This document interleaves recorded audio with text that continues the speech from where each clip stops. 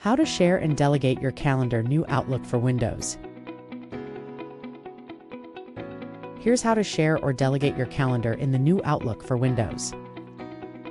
Select the settings icon. In the upper right, it's one that looks like a gear.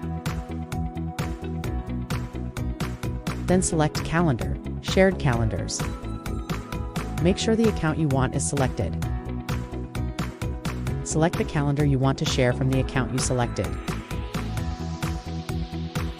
Select Share. Enter the names or emails of the people with whom you want to share your calendar. Select the level of permissions, including delegating your calendar. If you delegate your calendar, you can choose whether that person can also see information about private events. Once you are ready, select Share. Your calendar is now shared with the people you selected. Thank you for watching us.